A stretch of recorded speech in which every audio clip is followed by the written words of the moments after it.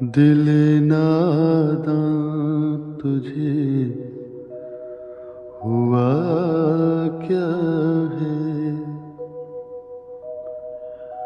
आखिर इस दर्द की दवा क्या है।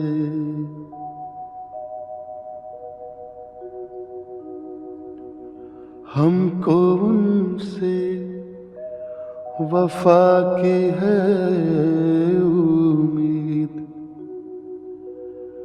जो नहीं जानते वफा क्या है।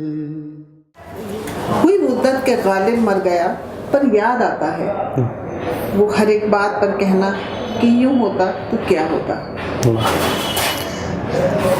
राणा साहिबा, जो शेर आपने पढ़ा और ऐसे बहुत सारे शेर में 2-3 शेर जो बहुत आसान हैं, गालिब को जैसे हम पढ़ते हैं उसको समझते हैं, बस के दुश्वार है हर काम का आसान होना, आदमी को भी मुयस्सर नहीं इंसान होना। ये कहाँ की दोस्ती है कि बने हैं दोस्त ना से, कोई चारा साज होता कोई गमगुसार होता।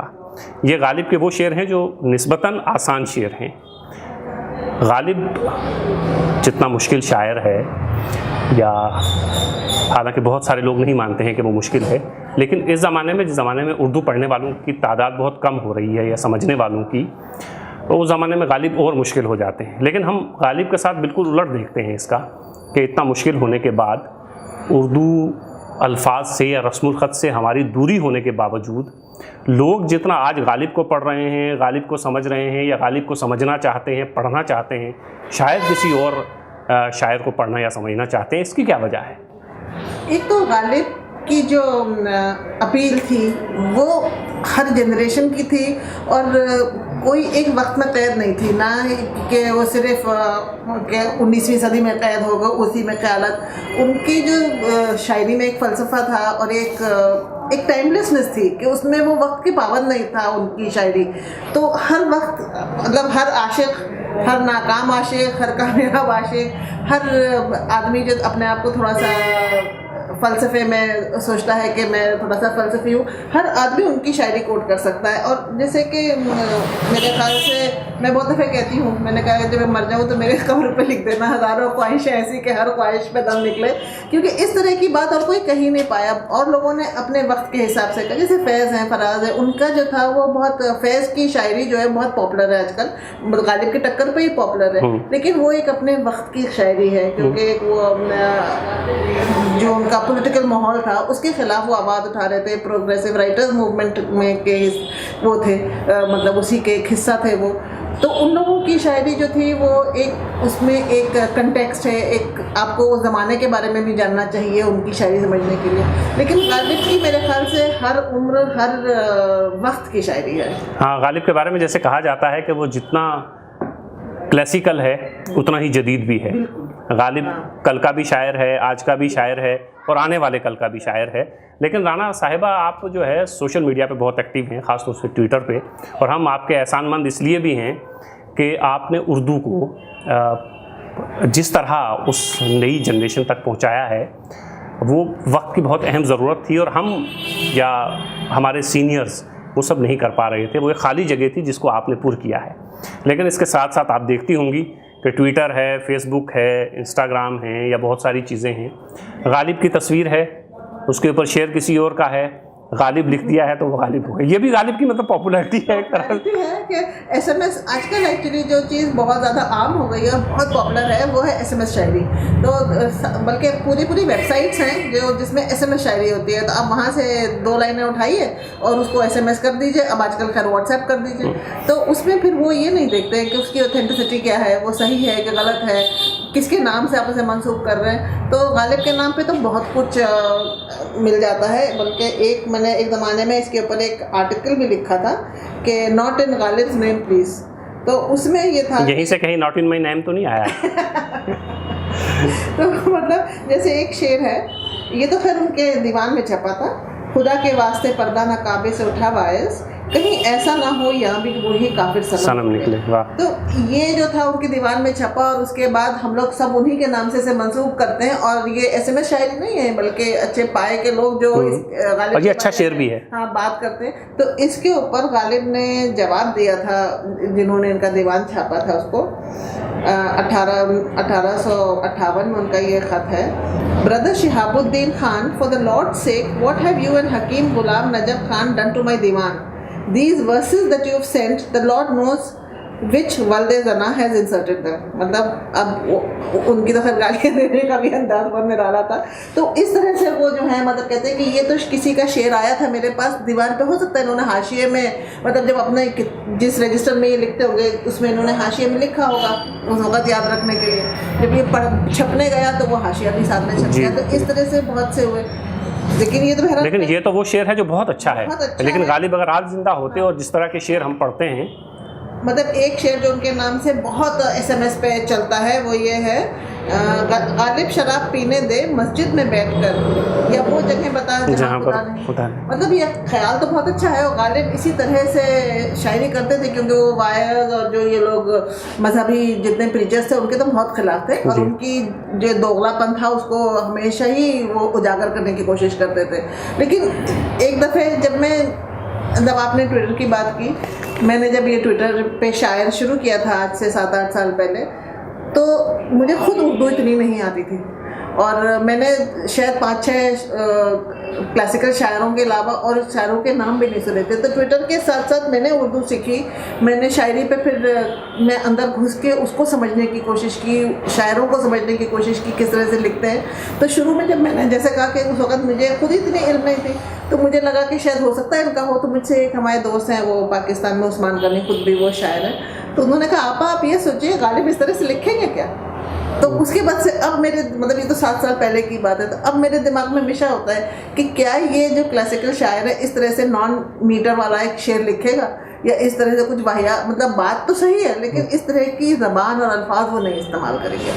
तो जब ये शायर के साथ साथ एक कुछ खुद को मैंने अपने आप ढूंढा, एक उर्दू की जो चाहत है वो शुरू हुई, फिर उर्दू सीखना शुरू किया मैंने। उसके बाद मैंने बाकायदगी से उर्दू पढ़ना लिखना सब सीखा, उर्दू की वोकैबलरी सीखी।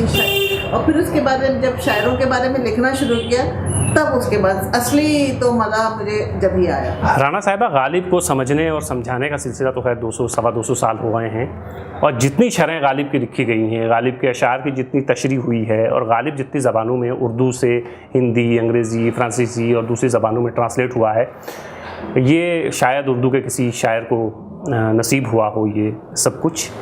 लेकिन जैसे आप जिक्र कर रहे थे कि बहुत सारी चीज़ें जो गालिब के नाम से मंसूब हो गई हैं और इस तरह के ख़राब शेर गालिब के नाम से हैं।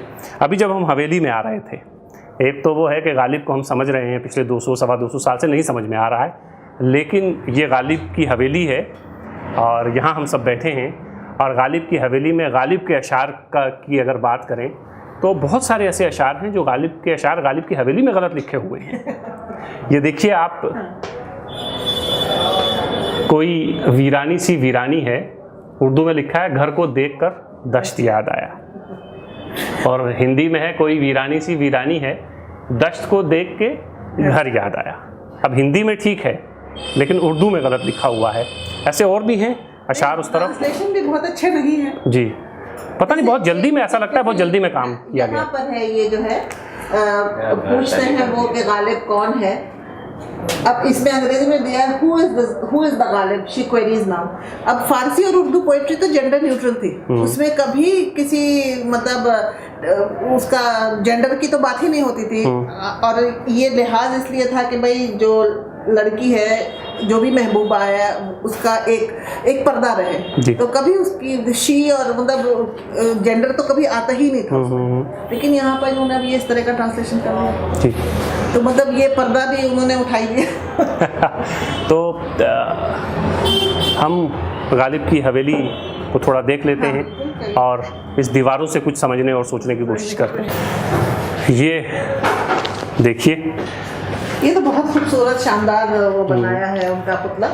तो बहुत ही अच्छा है। और जिस तरह से वो अपनी कुला पहनते थे, टोपी उनका, लेकिन मेरे ख्याल से बहुत महसूस हो रहे होंगे हम सबको देख के यहाँ पे।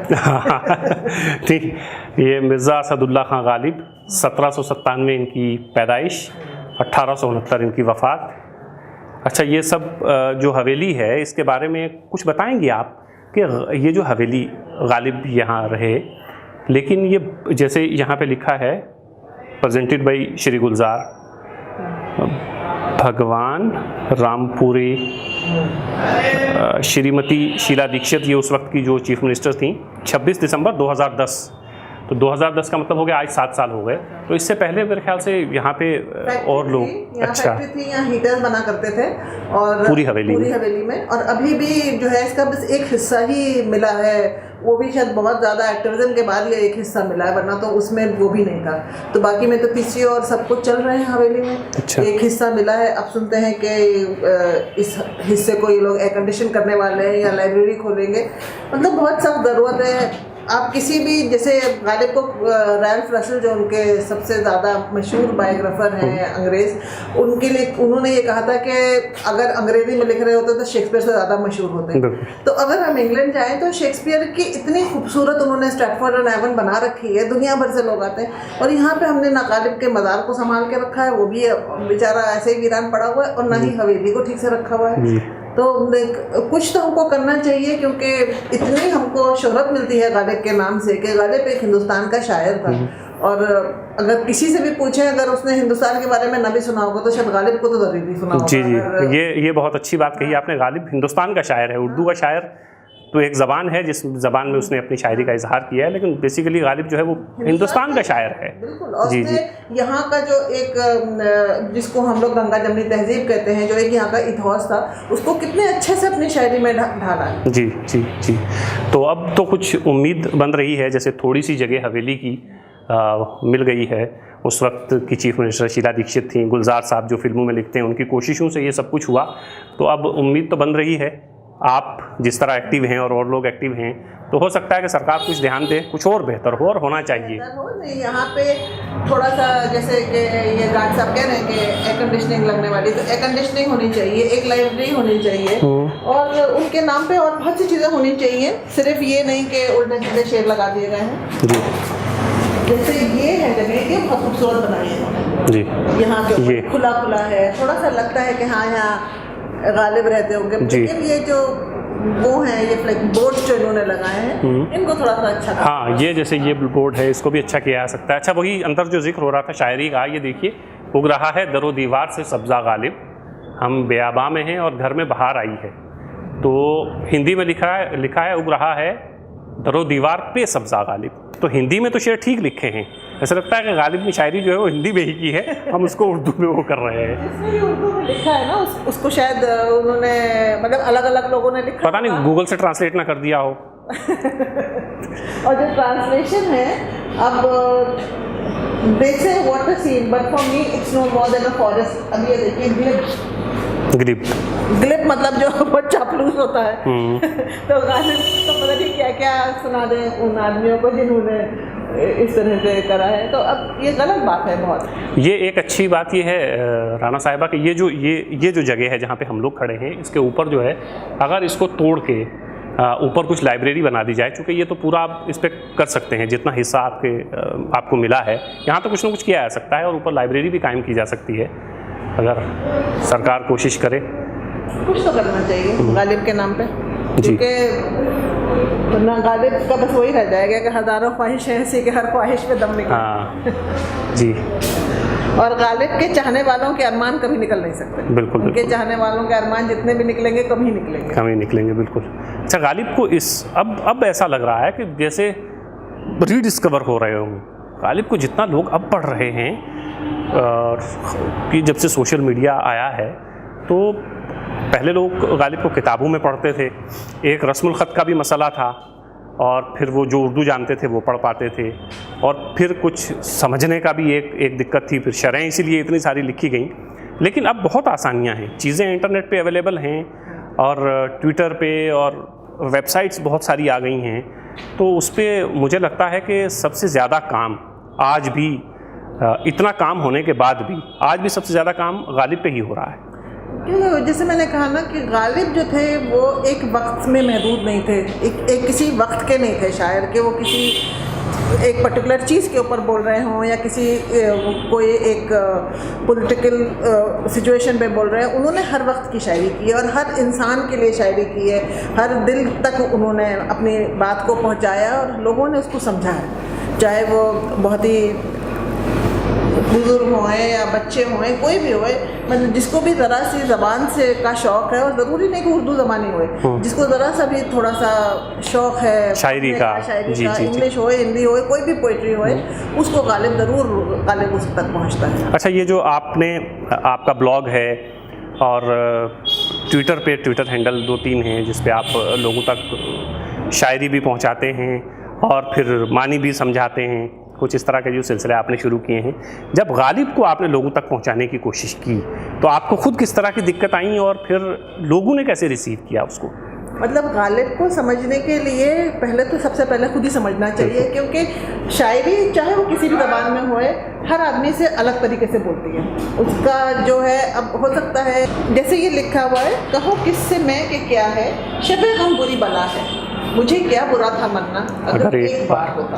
अब जो बार बार मरा है शबे गम में, वही है समझ सकता है, लेकिन ये किस तरह से जो जिसके ऊपर ये शबे गम ना गुजरी हो उसके ऊपर किसी और तरीके से ये खुलेगा शेर, तो बहुत ही सब्जेक्टिव होता है मायने समझना किसी भी शेर का, वर्स का, कविता का, किसी का भी। तो जब मैंने शुरू किया तो मैं अपनी समझ से उसका वो देती थी तर्जुमा अंग्रेज़ी में, तो बहुत से लोगों ने कहा नहीं ये ऐसे नहीं है, वैसे नहीं है, गलत है। नहीं, जिस तरह से मुझसे बोलता है वो, मतलब मैं तो वही बोल सकती हूँ। तो एक वेबसाइट है कोलंबिया यूनिवर्सिटी की जिसमें फ्रांसिस पिचेट और प्रोफेसर शमसुर रहमान फारूकी के उसमें वो है एक्सप्लेनेशन। तो अब मैं वहाँ जाती हूँ क्योंकि वहाँ पे उन्होंने हर तरह के तर्जुमे दिए हैं कि क्या हो सकता है, मतलब किस तरह से उसमें अलग अलग तरीके से उसके वो निकाले जा सकते हैं मायने। तो फिर वो देखती हूँ, फिर जो मुझे समझ में आता है फिर मुझे लगता है हाँ ये सही है। अब मेरे ख्याल से 4-5 साल तो हो गए होंगे आपको खुद भी समझते और लोगों को भी समझाते। तो अब जो लोग शायरी तो खैर अब लोग समझने लगे हैं और जुड़ने भी लगे हैं अच्छी खासी तादाद में, और जिसकी एक मिसाल जो है दिल्ली में होने वाले प्रोग्राम्स हैं। आप देख लीजिए कि शायरी के नाम पे कहीं भी आप कोई प्रोग्राम करिए और वहाँ अच्छी बात यह है कि नई जनरेशन आ रही है और अच्छी खासी तादाद में आ रही है, वो शेरों को समझ भी रही है और हमारी बातों को, शायरी को आगे पहुँचा भी रही है। ये बहुत अच्छी बातें हैं। लेकिन सोशल मीडिया पे अब जब आप गालिब लोगों तक पहुंचाने की कोशिश करते हैं और जो 3-4 साल पहले आपने लोगों तक पहुंचाया था, अब जब आप बात करती हैं तो क्या आपको लगता है कि पहले के मुकाबले में तादाद में इजाफा हुआ है, लोग समझने वाले बढ़े हैं?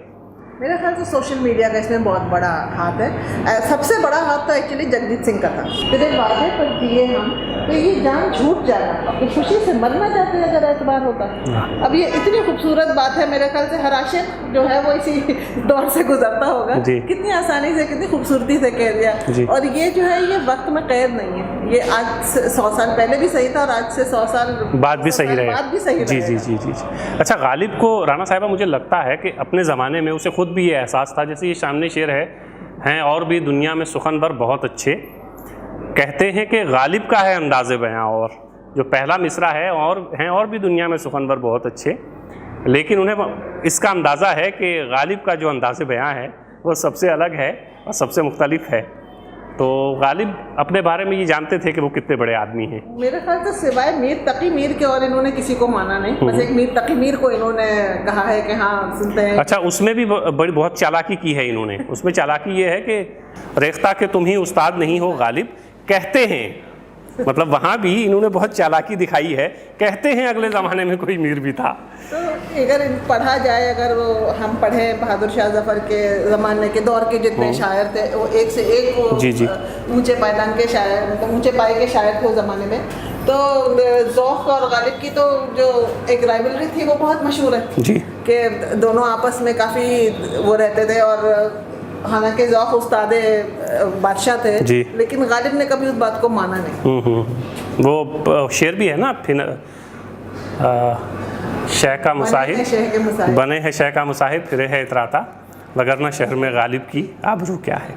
और अब जैसे उनका था, अब गालिब के जो खुतूत है कि मतलब लोगों का कहना है कि अगर गालिब के सिर्फ खुतूत पढ़ो ना, उनकी शायरी ना पढ़ो, तो उसी के ऊपर एक इनका जो है रेपुटेशन बन सकता था। मतलब एक जो इनका नाम है वो अपने खुतूत पर ही बन सकता था, क्योंकि एक आम बोलचाल में उन्होंने जो खुतूत लिखे तो लगता था कि जैसे हमारे सामने का मंजर है। बिल्कुल बिल्कुल। तो उनके वो भी एक पहलू है जो हम लोगों को, हाँ, गालिब के खुतूत के हवाले से, जैसे उससे पहले जैसे खुतूत लिखे जाते थे अलकाब व आदाब के साथ, तो गालिब ने वो सब चीज़ें हटा के आसान ज़बान में, दोस्ताना अंदाज में, मतलब लगता था कि हाँ ये हम ही से मुखातिब हैं। हाँ, और आमने सामने बैठ के बात हो रही है। और सबसे अहम बात एक चीज़ गालिब के खुतूत में ये है कि गालिब के खुतूत ने उर्दू नस्र को जो दिया वो तो दिया ही, लेकिन गालिब के खुतूत में हमें जो दिल्ली मिलती है वो बहुत बड़ा काम है, जो हमें शायद सिर्फ गालिब शायर होते तो उस तरह हमें दिल्ली को समझना थोड़ा मुश्किल होता। आप हिस्टोरियन हैं, आपने अभी एक किताब का तर्जुमा भी किया है 1857 पे, और जो किताब उर्दू में जितनी पढ़ी गई, लेकिन उससे ज़्यादा अंग्रेज़ी में पढ़ी जा रही है। लोग जानना चाहते हैं वो सब चीज़ें। एक तारीख़ दान जिस तरह वाक़यात को, हालात को लोगों तक पहुंचाता है अपनी तहरीर के ज़रिए, और एक तख्लीक़कार जैसे पहुंचाता है, तो कहीं ना कहीं फ़र्क ज़रूर है।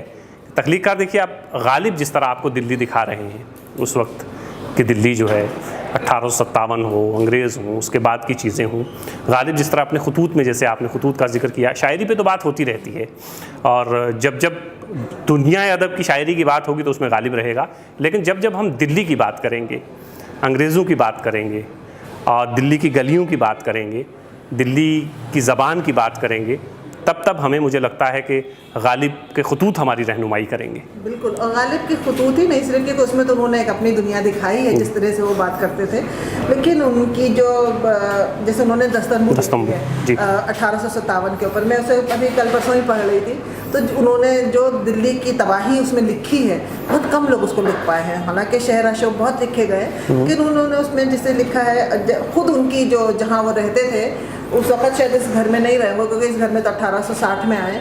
दिल्ली से जिस तरह से 1857 में सितंबर में जब अंग्रेज़ों का कब्जा हो गया है दिल्ली पर, वो लोग भागे हैं, तो गालिब नहीं भागे थे, गालिब रह गए थे, क्योंकि वो महाराज पटियाला के शायद किसी हवेली में रहते थे, और महाराज पटियाला जो थे वो अंग्रेज़ों के साथ थे, तो उनके सिपाहियों ने इनकी हिफाजत करी। लेकिन फिर भी वो कहते हैं कि जैसे भाई मरा उनका, तो कहते हैं कि हम लोग के पास इतना भी नहीं था कि हम उससे कफन दे सकें, और दरवाज़ा तो बंद था, किस तरह से हम लोग गली के बाहर कैसे जाएं, तो उनका हम जाके कहीं ऐसे जाके तो जला भी नहीं सकते थे, तो फिर पता नहीं लोगों ने आके, आसपास के लोगों ने आए और किस तरह से उनको कफन दफन किया। तो बहुत ही एक दर्द का एहसास होता है पढ़ के कि दिल्ली की हालत कहाँ से कहाँ पहुँची, और मैं उसको तारीखी उससे देखती हूँ कि किस तरह से तबाही, दिल्ली तो लूटी गई थी 1857 में, और दिल्ली से मेरा मतलब है शाहजहानाबाद, जहाँ हम आज खड़े हैं, क्योंकि यही उस ज़माने में दिल्ली थी कि शाहजहानाबाद जो था एक बिल्कुल ख़त्म हो गया, एक तहजीब ख़त्म हुई, एक दौर ख़त्म हुआ, और जो दोबारा से फिर शाहजहानाबाद बसा है वो गालिब की दिल्ली नहीं था, वो कोई और था। जैसे गालिब कहते हैं कि दिल्ली में जमुना की सैर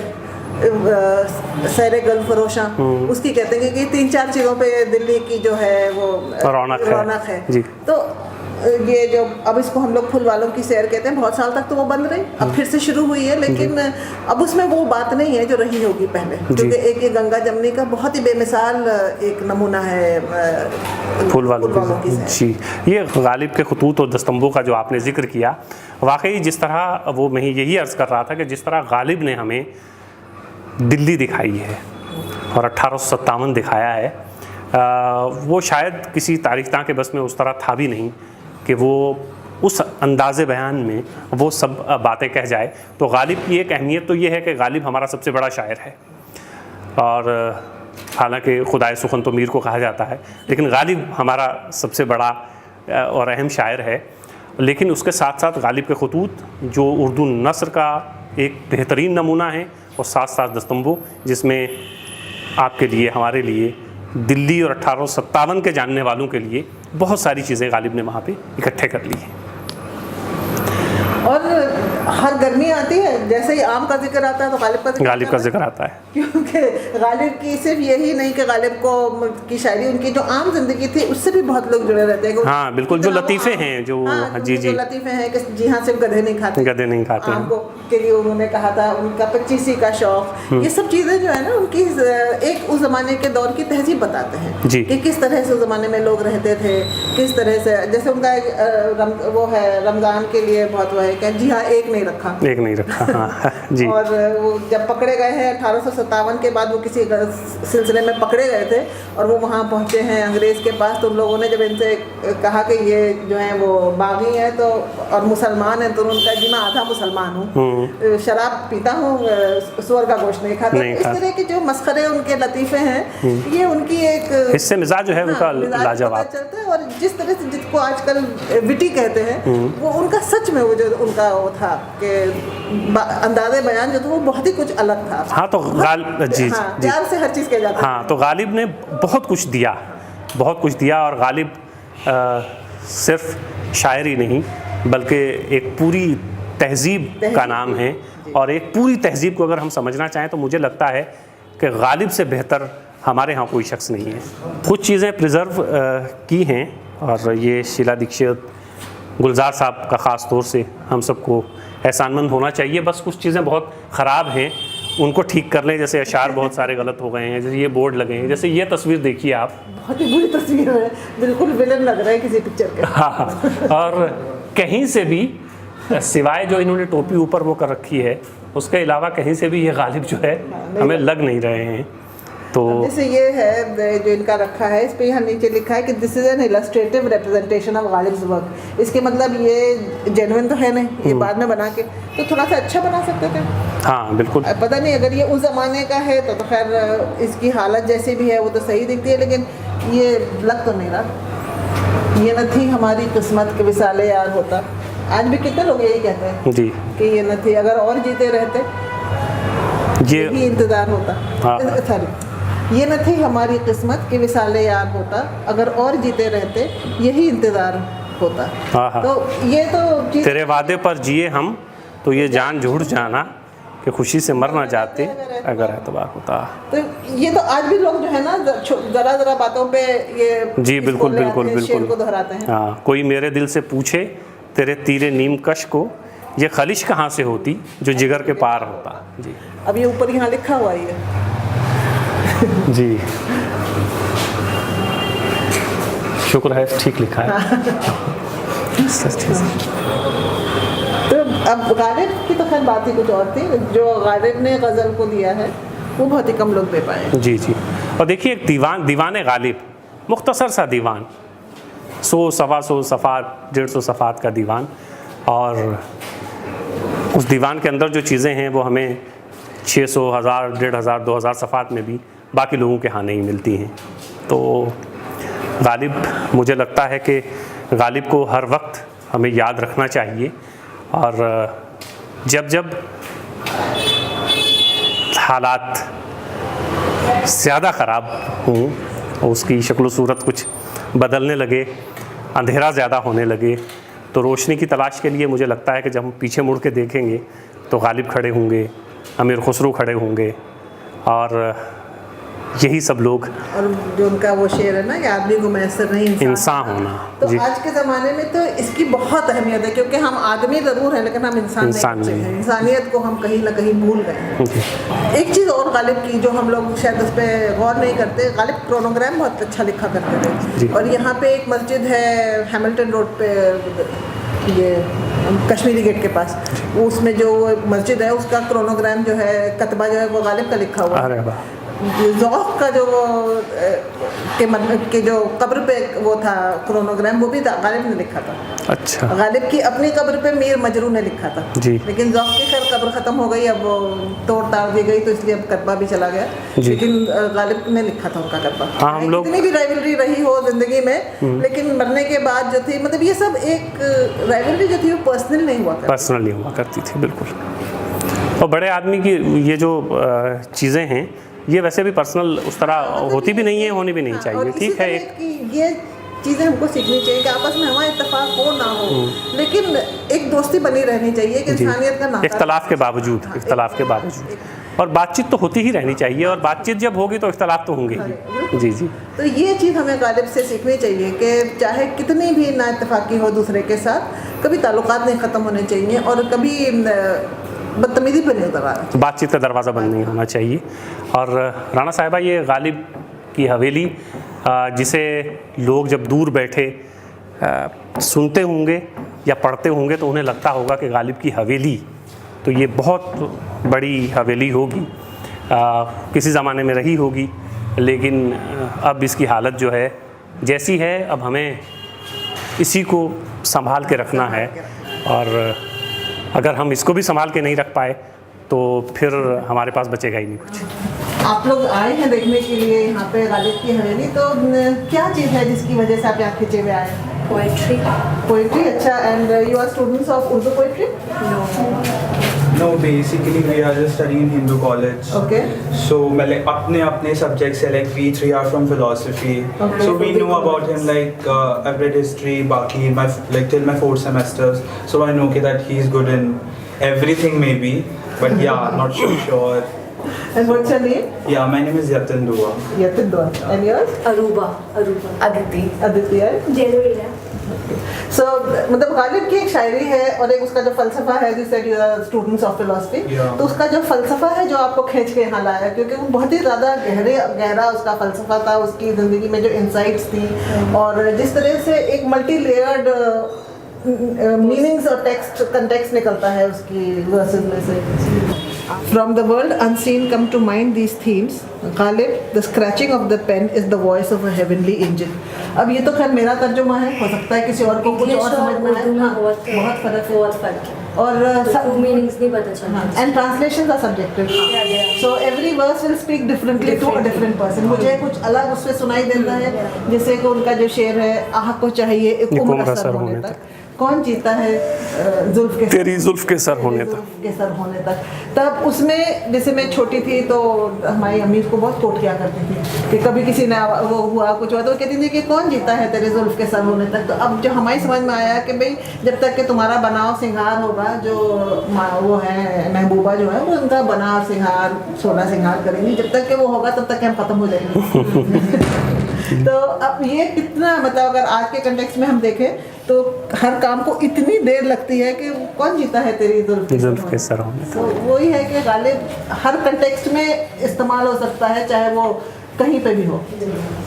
दिल से तेरी निगाह जिगर तक उतर गए, दोनों को एक अदा में रजामंद कर गए, इश्क पर जोर नहीं है ये वो आतिश गालिब कि लगाए न लगे और बुझाए न बुझाए। क्या बात है। और हम भूपेंद्र जी से भी बात करते हैं जो यहाँ पे 2010 से जब से ये हवेली मिली है और हवेली में को बनाया गया है एक गालिब के नाम पे मेमोरियल, तब से भूपेंद्र जी यहाँ पे है। तो आपने यहाँ पे किस तरह के लोगों को आते जाते देखा है? जैसे अब ये बच्चे आए हैं, इस तरह से कौन कौन आता? अब पहले इतना नहीं था, मतलब 2015 से इतने लोग आने लग गए हैं, बाहर से कंट्री से आते हैं, अलग अलग बहुत विदेश से हर जगह से आते हैं। पहले इतने लोग नहीं आते थे यहाँ पर। तो मेरे पापा यहाँ पर कभी जॉब करा करते थे तो मैं यहाँ आता था तो पूरा दिन हो जाता था मेरे को यहाँ पर, कभी एक आया 2 आए नहीं आए। अब मैं यहाँ पर 24 घंटे रहता हूँ यहाँ पर, तो यहाँ से सुबह से शाम तक लोग आने पे रहते हैं। सब पूछते हैं कि गालिब के कहाँ है, रिक्शे वाले से पूछते हैं सबसे। और आपके लिए गालिब का मतलब क्या है? मेरे लिए गालिब का मतलब जी मैं इनके चरणों में ही रहूँगा। मैं तो ये चाहता हूँ भगवान से भी, सबसे अल्लाह से भी, कि मैं ऐसी जगह नौकरी कर रहा हूँ, इतना मैं कहना चाहता हूँ। भूपेंद्र जी ये बताइएगा, जैसे आपने बताया 2015 तक लोग बहुत कम आते थे, अब जैसे सुबह से शाम तक लोग आते हैं, तो किस उम्र के लोग ज़्यादा? हर तरह से, बच्चे से लेकर बड़े तक, जितने भी सब आते हैं यहाँ पर। अब तो मुशवरा होने लग गया है, शायरी होने लग गई है, पहले कुछ नहीं होता था। भूपेंद्र जी अभी आप बता रहे थे ना कि एक वो जो बाहर शेर लिखा हुआ है कुछ गलत, तो एक छोटी सी बच्ची ने आके आपको वो ज़रा बताइएगा। मुझे 2-2.5 साल हो गया जॉब करते हुए, लेकिन अभी तक मेरे को किसी ने नहीं बताया कि कोई उर्दू पढ़ता है नहीं पढ़ता। मेरे को खुद उर्दू नहीं आता, मेरे को हिंदी आता है। एक 7 साल की बच्ची आई पापा के साथ में, उन्होंने पढ़ा तो अपने पापा से कि पापा जी देखो आप पढ़ो ऊपर कि गलती लिखा हुआ है। तो हिंदी में उन्होंने पढ़ा अच्छा है, लेकिन वो कह रहे उर्दू में गलत है। तो मैं जब से उस लड़की का बहुत शुक्रिया करा मैंने, मेरे को इतनी अच्छी लगी वो लड़की, यहाँ कुछ तो ढूंढा, कुछ मिला। राना साहिबा, आखिर में आप लोगों को जो हवेली देख चुके हैं वो तो देख ही चुके हैं, जो आना चाहते हैं, जिन्होंने नाम सुना है हिंदुस्तान और हिंदुस्तान के बाहर, उनके लिए कोई पैगाम कि वो आएँ, गालिब की हवेली देखें? गालिब की विरासत को संभाल के रखें, हवेली देखें या ना देखें, लेकिन जो गालिब की विरासत है उसको संभाल के रखें, उसको सही से समझें, और किस तरह से उसकी इतनी ज़्यादा उसकी जो एक जो भी उन्होंने गालिब ने लिखा वो किस तरह से इतनी दुनिया में, और दुनिया में तो खैर मशहूर है ही, लेकिन उसका कोई मतलब किसी तरह से वो महदूद नहीं है। इस बात को वो समझें, उसकी शायरी को आगे तक पहुँचाएँ, उस फ़लसफ़े पे चलें कि एक बहुत ही जो आजकल हम लोग तंग दिमाग हो गया है हम लोगों का कि ये सही है बस ये गलत है, बीच में कुछ है ही नहीं। इस सब चीज़ों को छोड़ें और अपना दिमाग को बढ़ाएं, थोड़ा सा खुद दिल को खोलें और ज़रा रोशनी आने दें हर चीज़ की। हाँ, अभी जैसे कुछ बात हुई थी, बहुत अखबारात में भी रहा, आपकी एक स्टोरी भी हमने उस पर देखी कि गालिब को सिलेबस से अलग करना और ये सब चीज़ें, मुझे लगता है कि ये सब चीज़ें बहुत नुकसानदेह हैं। बहुत ही नुकसानदेह, क्योंकि गालिब जो है वो हिंदुस्तान का शायर है और बहुत मशहूर शायर, और गालिब ने फ़ारसी में भी लिखा, बहुत सी उसकी शेर हैं, ज़्यादा कलाम फ़ारसी में लिखा, लेकिन मशहूर उर्दू से हुए। बहुत से उसके शेर हैं जो जिनकी उर्दू बहुत ज़्यादा सख्त सकील है, लेकिन उसने कितने आम हिंदुस्तानी में भी लिखे हैं। तो ये सब चीज़ें हमको, जो चीज़ जैसे अब ये बच्चे कह रहे थे उनको समझ में आता है, तो जिसको जो समझ में आता है उस चीज़ को हमको लेना चाहिए और गालिब की बात को समझना चाहिए जी। जैसे कि ये है ना कि आदमी को भी मैसर नहीं इंसान होना, तो हम इंसान बन जाए, गालिब के रास्ते पे चलें, तो वो बहुत बड़ी चीज़ है। बहुत शुक्रिया। हजारों ख्वाहिशें ऐसी कि हर ख्वाहिश पे दम निकली, बहुत निकली मेरे अरमान, लेकिन फिर भी कम निकली।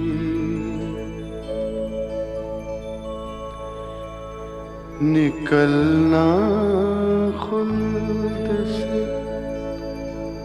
आदम का सुनते आए हैं, लेकिन बहुत बेआबरू होकर तेरे कूचे से हम निकले।